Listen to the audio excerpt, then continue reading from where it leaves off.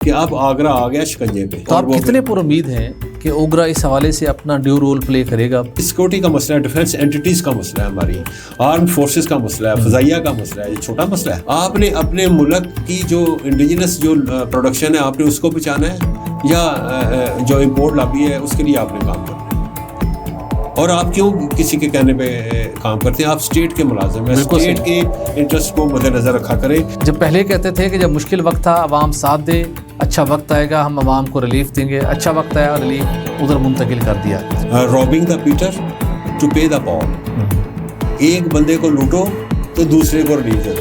السلام علیکم, آپ دیکھ رہے ہیں ایکسکلوسیو ویوز اور میں ہوں سہیل اقبال بھٹی. ناظرین, آج بات کریں گے کہ وہی ہوا جس کا ڈر تھا. ہم مسلسل بتاتے رہے کہ پاکستان کی آئل ریفائنریاں تباہی کے دہانے پر پہنچ چکی ہیں. امپورٹ لابی ہمارے لیے بہت بڑا چیلنج پیدا کر رہی ہے, اور الٹیمیٹلی جو ہماری اسٹریٹجک ریکوائرمنٹ ہے مختلف پیٹرولیم پروڈکٹ کی, آنے والے دنوں میں وہ بھی بری طرح سے متاثر ہو سکتی ہیں. اور اب پھر وہی ہوا ہے جس کے نتیجے میں ہماری دفاعی اداروں کی طرف سے اوگرا کے دروازے پر, اوگرا کے دفتر پر دستک دی گئی ہے کہ ریفائنریز ہماری نیڈ پوری کرنے کے حوالے سے کیوں قاصر ہیں, ان کو ڈائریکشن دی جائے اور تاکہ آئل ریفائنری اپنی کمٹمنٹ پوری کر سکیں. کیا وجوہات ہیں کہ آئل ریفائنری اپنی کمٹمنٹ پوری نہیں کر پا رہی, یہ ایکسکلوسیو ڈیٹیل آپ کے ساتھ شیئر کریں گے اور آپ کو بتائیں گے کہ حکومت نے پیٹرولیم لیوی بڑھا کر پیٹرولیم مصنوعات کا ریلیف عوام کو تو منتقل نہیں کیا, لیکن اب عالمی مارکیٹ میں قیمتیں بڑھنا شروع ہو گئی ہیں. سوال یہ ہے کہ آنے والے دنوں میں جب ریلیف ملنا تھا قیمتیں کم ہونے کے نتیجے میں, تو حکومت نے ریلیف نہیں دیا. اب جب قیمتیں بڑھ رہی ہیں تو کیا اضافی پیٹرولیم لیوی سے اس اضافی امپیکٹ کو حکومت کمپنسیٹ کرے گی یا نہیں, اس کے اوپر بھی بات کریں گے. اور اس کے ساتھ آپ کو بتائیں گے کہ ملک کی تاریخ میں ایک اور بڑا ریکارڈ قائم ہونے جا رہا ہے, جہاں پر کرنٹ اکاؤنٹ ہمارا ملک کی تاریخ میں پہلی مرتبہ ریکارڈ لیول تک سرپلس رہا ہے, 1 ارب 20 کروڑ ڈالر. وہیں پاکستان کی ایکسپورٹ نے بھی تمام تر مشکل اور نامساعد حالات کے باوجود بہترین پرفارم کرنا شروع کیا ہے, اور جولائی سے مارچ کے دوران ہمارے ملک کی ایکسپورٹ 24 ارب ڈالر کا جو لیول تھا وہ کراس کر گئی ہے, اور اس کے اندر ٹیکسٹائل سیکٹر نے بھی بہت زبردست پرفارم کیا ہے. کیا ان کے امپیکٹ تھا اور آگے کیا یہ ٹیمپو برقرار رہے گا یا نہیں, اس کے اوپر بھی بات کریں گے. تو ان ٹاپکس پر بات کرنے کے لیے میرے ساتھ موجود ہیں green forever one and only Syed Khalid Mustafa صاحب.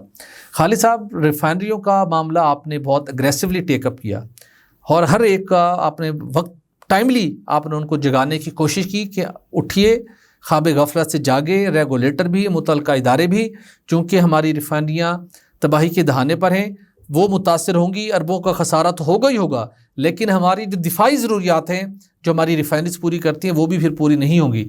اب ریفائنریز سے متعلق دفاعی اداروں نے اوگرا کو کیا لکھا ہے؟ جی, اوگرا کو میں پہلے ہی اکثر کہا کرتا ہوں بھٹی صاحب کہ جو ہماری ریفائنریز ہیں یہ اسٹریٹجک ایسٹس ہیں, اور یہ واقعتاً ہی جو ہے اگر یہ نہ ہوں, سپوز کہ یہ ڈسک فنکشن اگر ہو جاتی ہیں تو آپ کا جو سیکیورٹی اپریٹس ہے وہ جیم ہو سکتا ہے, وہ بری طرح امپیکٹ ہو سکتا ہے. تو وہی بات ہو رہی ہے اس وقت. جو ہے ہماری جو ریفائنریز ہیں وہ ان کے جو سٹاکس ہیں وہ لبالب بھرے ہوئے ہیں. ان کے پاس کوئی جگہ نہیں ہے کہ وہ اپنا ہائی سپیڈ ڈیزل کہاں بیچیں. ان کے پاس کوئی, اور وہ انہوں نے اپنے جو بڑے بڑے ریزروائر جو بنائے ہوتے ہیں, جو سٹوریجز بنائے ہوتے ہیں, وہ بھرے ہوئے ہیں اس وقت پیٹرول کے ساتھ, ڈیزل کے ساتھ. اور یہی وجہ تھی کہ اٹک ریفائنری نے پچھلے دنوں اپنا ایک بہت بڑا جو پلانٹ تھا وہ بند کر دیا تھا, جس کی کیپیسٹی یہ تھی کہ وہ 5000 بیرلز پر ڈے کا جو کروڈ آئل ہے اس کو ریفائن کرتا تھا. تو وہ انہیں اس لیے بند کرنا پڑا کہ ان کے جو سٹوریجز تھے وہ بھرے ہوئے تھے کس چیز کے, ہائی سپیڈ ڈیزل کے ساتھ, پیٹرول کے ساتھ. یہ فنش پروڈکٹس ہیں. تو وہ کیوں بھرے ہوئے تھے؟ اس لیے کہ جو ہماری جو انسکروپلس جو آئل مارکیٹنگ کمپنیز ہیں وہ اٹھا نہیں رہی تھی, بلکہ وہ پریفر کر رہی تھی کہ وہ باہر سے امپورٹ کیے جائیں. تو اس پہ جو نیپرا کہہ رہا ہوں, آگرہ کے لوگوں کی بھی کنائیونس ہے.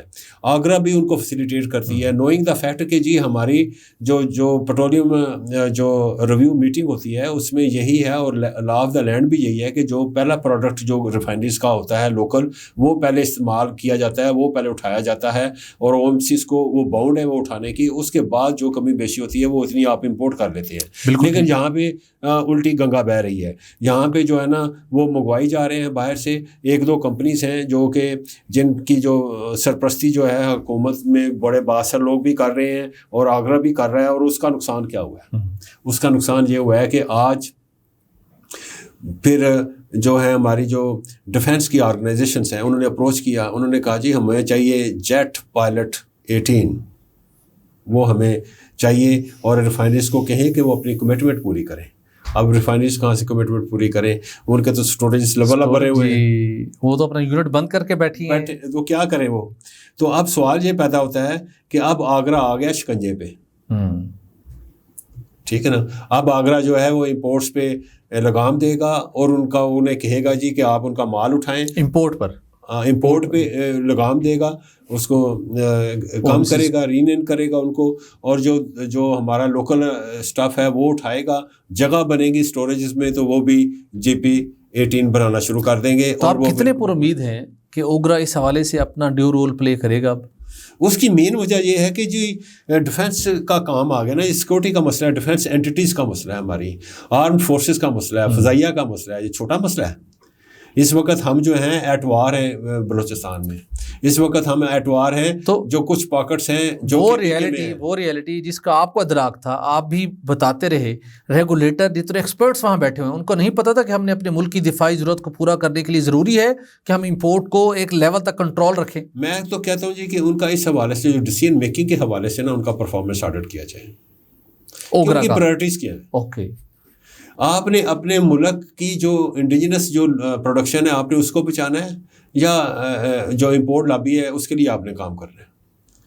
اور آپ کیوں کسی کے کہنے پہ کام کرتے ہیں؟ آپ اسٹیٹ کے ملازم ہیں, اسٹیٹ کے انٹرسٹ کو مد نظر رکھا کریں. تو میں یہی بتانا چاہ رہا تھا. دیکھیں اس وقت جو ہے نا ہماری ARR جو ہے وہ تقریباً جو کمیٹڈ جو JP کا نا وہ 85% وہ پیدا کرتی ہے جیٹ پائلٹ 18, ایسے پارکو ہے وہ 70%, PRL جو ہے 52%, NRL جو 25.5%, سنرجی 25%, NR جو ہے 44%. لیکن سوال یہ پیدا ہوتا ہے کہ یہ اس وقت پیدا کرتی ہے نا جب ان کے پاس جگہ ہوتی ہے, جب ان کا مال اٹھ رہا ہوتا ہے. تو میں نے آپ کو کل بھی کہا تھا کہ کمرشل کنسیڈریشنز کی بنیاد پہ آپ بے شک نہ کریں, لیکن آپ سیکیورٹی کنسیڈریشنز کی بنا پہ تو فیصلہ کریں نا. بالکل ایسے. تو آپ اگر یہ بھی نہیں کریں گے تو پھر اس کا مطلب ہے ملک ہے تو ہم ہیں, ملک ہے تو آگرہ کے لوگ ہیں جو مزے کر رہے ہیں یا پیسے بنا رہے ہیں کنائیونس کے ساتھ. تو یہ جو بھی پیسے بنا رہے ہیں, ملک ہے تو سب کچھ ہے. تو ملک کب ہوگا؟ جب آپ کی جو ڈیفنس فورسز جو ہے نا فلی اکوپڈ ہوں گی. تو انہیں اکوپڈ کرنے کے لیے ضروری ہے کہ آپ جو ہے نا ریفائنریز کو ریلیف پرووائڈ کریں ان ٹرمز آف کہ ان کا مال جو ہے ٹائملی وہ اٹھا لیں OMCs وغیرہ. تو اس کے علاوہ بالکل درست, آپ نے اس حوالے سے بڑی تفصیل سے روشنی ڈالی. ہم توقع کرتے ہیں کہ ایٹ لیسٹ اب اوگرا اس حوالے سے اپنا رول پلے کرے گا, اور سب سے پہلی پرائرٹی دی جائے گی جو ریفائنریوں میں تیار پروڈکٹ موجود ہے اس کو کمپنیاں لفٹ کریں. اس کے بعد ضرورت پڑتی ہے, بالکل ان کا رائٹ ہے, وہ امپورٹ کریں ملک کی توانائی کی ضرورت کو پورا کرنے کے لیے. لیکن خالد صاحب, پیٹرولیم مصنوعات کی ہم بات کر رہے ہیں, ریفائنریز کی بات کر رہے ہیں. ہمارے پیارے پرائم منسٹر صاحب نے ایک انوویٹیو آئیڈیا دیا کہ عالمی مارکیٹ میں قیمتیں کم ہو رہی ہیں, ہم نے ریلیف عوام کو نہیں دینا بلکہ ہم نے بلوچستان میں جا کے N25 بنانی ہے, ہم نے بجلی کے صارفین کو ریلیف دینا ہے. جب پہلے کہتے تھے کہ جب مشکل وقت تھا عوام ساتھ دے, اچھا وقت آئے گا ہم عوام کو ریلیف دیں گے, اچھا وقت آیا ریلیف ادھر منتقل کر دیا. اب عالمی مارکیٹ میں کوئی آپ نے چیک کیا ہے, وہاں پہ ٹرینڈ اپورڈ ہے, قیمتیں بڑھنے کا سلسلہ شروع ہو چکا ہے. تو اب قیمتیں اگر بڑھ رہی ہیں تو یکم اگر ہم بات کریں یکم مئی سے, تو پھر کیا حکومت پیٹرولیم لیوی کم کر کے مجھ پہ برڈن کم کرے گی, یا کہے گی نہیں جی بڑی صاحب ہوں تسی قابو آئے ہو تو جناب بس اس ریٹ سے پیٹرول اور ڈیزل آپ فل کرواتے رہے؟ میرے خیال میں کوئی آپشن نہیں ہے گورنمنٹ آف پاکستان کی, کیونکہ انہوں نے ایلوکیٹ کر دیا نا N5 کے لیے ایلوکیٹ کر دیا. قیمت بڑھے بھی صحیح, تو آپ نے پیٹرولیم لیوی نہیں کم کرنی, لیوی نہیں کم کر سکتے اب یہ کچھ بھی نہیں کر سکتے, کیونکہ انہوں نے ایک پروجیکٹ بنانا ہے 3 سالوں میں, 300 بلین روپیز کا پروجیکٹ ہے. تو وہاں سے پیسے ہونا چاہیے تھا کہ جب قیمتیں کم ہوں پھر آپ ڈائیورٹ کریں, یہ تو زیادتی خالص. قیمتیں کم ہوئی تھی نا تو انہوں نے پیٹرولیم لیوی لگا دی نا, اب بڑھ رہی ہے تو دنیا میں پیٹرولیم لیوی لگاتے ہیں. اس قسم کا جو ٹول ہے وہ استعمال کرتے ہیں پرائسز کی اسٹیبلائزیشن کے لیے. ٹھیک ہے, تو یہاں پہ پرائسز کی اسٹیبلائزیشن کے لیے نہیں استعمال کر رہے, یہاں پہ ایک پاور سیکٹر ہے جو کہ نہ صرف IMF کا چہتا ہے بلکہ وہ پاور سیکٹر پرائم منسٹر کا بھی چہتا ہے. تو وہ جو اتنا انیفیشینٹ ہے کہ وہ اس کی بلے بلے کرنے کے لیے وہاں سے ریلیف لے کر تو ادھر دیا جا رہا ہے. آپ نے ایک اخوان سنی ہوگی انگلش کا محاورہ سنا ہوگا, وہ ہے بڑا زبردست ہے, رابنگ دا پیٹر ٹو پے دا پال. ایک بندے کو لوٹو تو دوسرے کو ریلیف دے دو. یہی کیا ہے نا انہوں نے, رابنگ دا پیٹر ٹو پے دا پال. تو ایک بندے کو لوٹا, پیٹر کو لوٹا آپ نے, پال کو پیسے دے دیے. لوٹا آپ نے جو ہے ہمارے سیکٹر کو یعنی پیٹرولیم سیکٹر کو, اور ہمارا جو دوسرا سیکٹر ہے جو ولنریبل ہے ان کو ریلیف دے دیا, وہ پاور سیکٹر کو. ٹھیک ہے نا, اور وہاں پہ بھی کمٹمنٹ کر لی, وہاں پہ بھی آپ نے کم از کم 3 مہینے کے لیے تو کر دیا نا. جی بالکل. اب قیمتیں بڑھنی شروع ہو گئی ہیں. ٹھیک ہے, خطرناک مرحلہ پھر آ گیا. اس کی مین وجہ کیا ہے؟ اس کی مین وجہ کہ اسٹیبلائزیشن آنی شروع ہو گئی ہے. جب ٹیرف لگا تھا تو پینک ہو گئے تھے سارے لوگ, ریسیشن کی طرف جانا شروع تھا. اب جو 120 ممالک کے خلاف لگا, ان میں سے 75-76 ممالک جو ہے انہوں نے کہا جی نہیں ہم نیگوشیٹ کریں گے. انہوں نے کہا جی بلے بلے, جب نیگوشیشن کر رہے ہیں تو اس کا مطلب ہے اسٹیبلائزیشن کی طرف جا رہے ہیں. تو اس کا امپیکٹ کیا ہوتا ہے؟ ڈیمانڈ بڑھنی شروع ہوتی ہے. دوسرا یہ تھا کہ یہ شاید انہوں نے سینکشنز لگا دی ہیں اس کے خلاف, زیادہ اسٹرکٹ ایران کے خلاف لگا دی ہیں. تو پھر دوسرا یہ ہے کیا ہے, قازقستان نے اور عراق نے اپنی پروڈکشن کم کر دی ہے. اچھا, اوپر سے سعودی عرب بھی یہی سوچ رہا ہے. سعودی عرب کا مسئلہ جو ہے نا, جہاں ہم ان کے بارے میں کہتے ہیں نا ویژن 2030 کو اس نے میٹیریلائز کرنا ہے, اس کے لیے اس کو بجٹ کنسٹرینٹس آ رہے ہیں. وہ چاہتا ہے کہ جو بیرل کی قیمت ہے وہ $92 سے اوپر ہو, $92 سے اوپر ہو. یہ تو اس وقت بھی جو ہے وہ جو اوپر گئی ہے وہ برنٹ جو گیا ہے $67 تک چلا گیا. تو یہ تو وہاں تک جا رہے ہیں, مئی میں تو 92 پہ چلا گیا. تو کیا بنے گا ہمارا؟ وہ کیا کہے گا, کالیا کیا ہے تیرا حال, کیا بنے گا تیرا؟ تو کالیا جو ہے نا وہ پاکستانی لوگ ہیں, عام لوگ ہیں, ولنریبل لوگ ہیں بیچارے, جن کی کوئی بھی نہیں سنتا. تو ان کا کیا بنے گا؟ ان کو آپ پاس آن کریں گے, آپ کو ریلیف دیں گے, سبسڈی کی گنجائش نہیں ہے. آپ نے آلریڈی جو ہے وہ جو ہے نا آپ نے ریونیو ڈیفیسٹ میں ہیں, آپ نے ریونیو کو جو ٹارگیٹ ہے میٹ نہیں کیا جو IMF نے دیا ہے, $700 بلین کا وہ ہے. آپ نے کہا جی وہ تو آپ صحیح نہیں کر رہے, اپنے ریونیو کو تو بہتر نہیں کر رہے, ٹیکس ٹو GDP ریشو کو تو بڑھا نہیں رہے, لیکن آپ نے کہا کہ یہ جو ہمیں ایک ملی ہے ونڈو, اس کو استعمال کرنا شروع کر دیں. بالکل ٹھیک ہے. تو خالد صاحب مطلب ہے کہ قیمتیں بڑھیں گی تو عوام نے بوجھ اٹھانے, قیمتیں کم ہوں گی تو ریلیف نہیں ملنا. بس یہ اب یہ ایگریمنٹ ہو گیا ہے. پہلے ایگریمنٹ یہ تھا نا کہ بھٹی صاحب کی قیمتیں کم ہوگی تو کم ہوگی, بڑھیں گی تو بڑھیں گی. اب یہ ہے کہ قیمتیں کم ہوگی تو کوئی نہیں, بالکل ٹھیک ہے, بالکل ٹھیک ہے. تو پھر آپ بوجھ ڈالا جائے گا. انوکھا فارمولہ آیا ہے کہ قیمتیں بڑھیں گی تو بوجھ آپ نے اٹھانا ہے, قیمتیں کم ہوں گی تو آپ کو ریلیف نہیں ملے گا. کریٹیکل معاملہ ہے. دیکھتے ہیں گورنمنٹ کب تک یہ عوام کے اوپر مہنگائی کی بوجھ تلے دبی ہوئی عوام کے اوپر ایسا بوجھ لاتی رہتی ہے, اور عوام کب تک حکومت کو مجبور کرتے ہیں کہ نہیں ریلیف ہوگا تو پھر آپ ہمیں ریلیف بھی دیں گے. چلو دیکھتے ہیں, تھوڑا سا آگے بڑھتے ہیں خالد صاحب. جہاں پہ ہم ریلیف کی بات کر رہے ہیں, جہاں پہ ہم بوجھ کی بات کر رہے ہیں, وہاں پر پاکستان کی تمام تر مشکلات, نامساعد معاشی صورتحال, IMF کا دباؤ, IMF کا سخت پروگرام, مہنگی توانائی, اس کے باوجود پاکستان آہستہ آہستہ ہمت کر کے ہمارے سیکٹر, ہمارے لوگوں میں اور پرائیویٹ سیکٹر میں وہ لوگ ریزیلینٹ تو بہت زیادہ ہے نا جی, انہوں نے پرفارم کیا ہے, جس کے نتیجے میں رواں مالی سال کے پہلے 9 ماہ کے دوران ہم $24 سے زیادہ ایکسپورٹ کرنے میں کامیاب ہو گئے ماشاءاللہ. لیکن اس کے اندر جو اچھی چیز ہے خالد صاحب وہ ہے ٹیکسٹائل کا شعبہ, جس کے مسائل بیشتر آن اینڈ آف آپ ہائی لائٹ کرتے ہیں. گزشتہ روز کے پروگرام میں بھی آپ نے بتایا کہ انہیں آنے والے دنوں میں کیا کن مسائل کا سامنا ہے اور ان کے کیوں مسائل سے دوچار کیے جا رہے ہیں. آپ ان اعداد و شمار سے بھی آپ کو پتہ چلے گا. ٹیکسٹائل سیکٹر نے بھی ریکارڈ اپنی جو ایکسپورٹس ہیں وہ کی ہیں, تقریباً اس میں 9% زیادہ اضافہ ہوا ہے رواں مالی سال کے 9 ماہ کے دوران.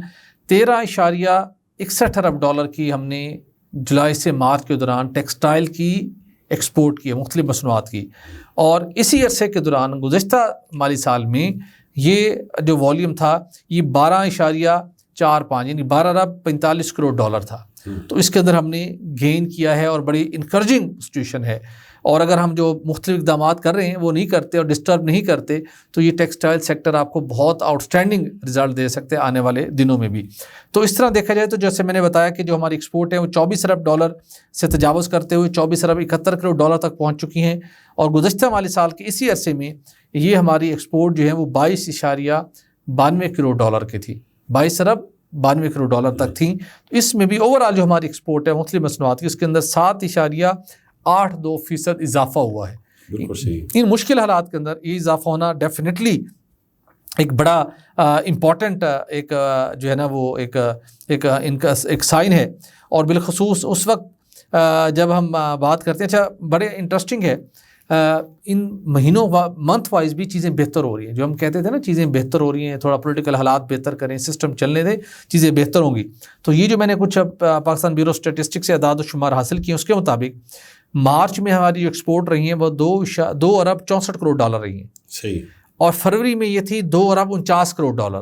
مطلب ہے گریجولی ابھی بھی پوٹینشیل ہے کہ ہم ان کو ٹھیک ڈیل کریں, توانائی کی قیمتوں میں مزید اضافہ نہ کریں, پالیسی ہرڈلز مت کریٹ کریں, سپورٹیو انوائرمنٹ رہے تو یہ مزید اگلے 2-3 ماہ میں اچھا پرفارم کر سکتی ہیں. اور اس کے ساتھ ساتھ آپ نے ایک اور بہت بڑا ملک کی تاریخ کے اندر کارنامہ سر انجام دیا جس کے اندر اوورسیز پاکستانیوں نے بڑا کلیدی کردار ادا کیا. مارچ کے مہینے میں ریکارڈ ریمیٹنس انہوں نے بھیجے, 4 ارب ڈالر کا ایک نیا ریکارڈ انہوں نے قائم کیا.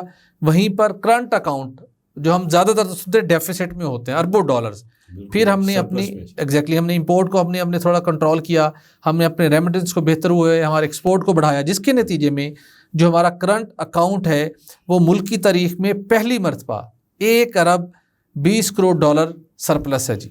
Very good. تو یہ بھی ایک بڑی اچیومنٹ ہے. تو یہ جو سارے انڈیکیٹرز ہم نے بتائے ہیں وہ ٹیکسٹائل ایکسپورٹ ہوں, دیگر شعبوں کی مصنوعات کی ایکسپورٹ ہو یا اوور آل ہماری ایکسپورٹ ہو, بہتر ہو رہی ہیں.